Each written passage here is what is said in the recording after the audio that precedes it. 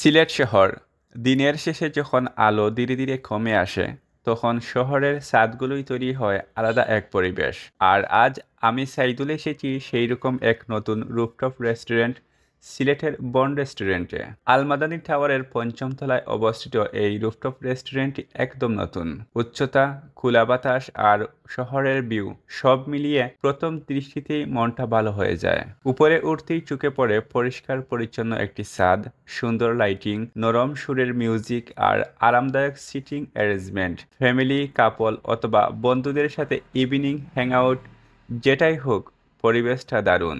বন রেস্টুরেন্ট মূলত থাই ও fusion food পরিবেশন করে। এই রেস্টুরেন্টের খোলা বাতাসে বসে গরম খাবারের ধোঁয়া ক্যামেরায় দেখতে যেমন সুন্দর, খেতেও তেমনই ভালো লাগে। স্বাদের দিক থেকেও খাবারগুলো ব্যালেন্সড অ্যান্ড উপভোগ্য। যারা থাই খাবার বা হালকা স্বাদের ফিউশন আইটেম পছন্দ করেন তাদের জন্য বন একটি ভালো অপশন। রাত হলে রুফটপটা আরও সুন্দর হয়ে ওঠে।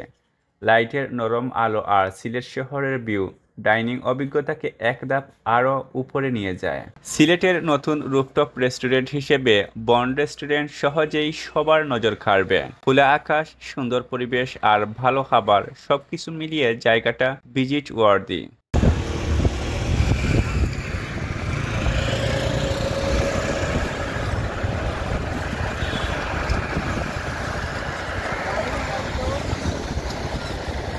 সামনে নতুন একটা বিল্ডিং হয়েছে, কিছু হতে পারে কেন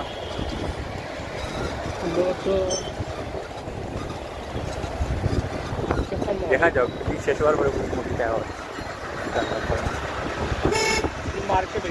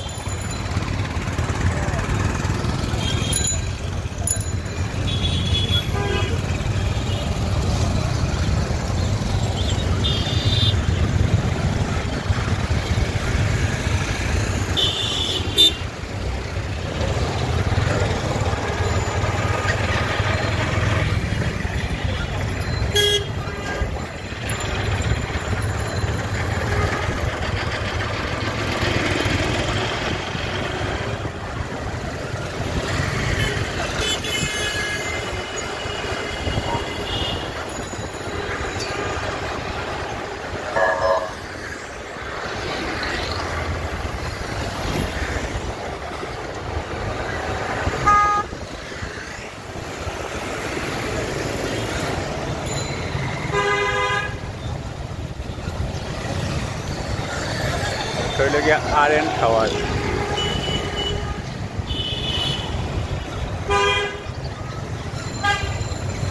বন দেখা যায়।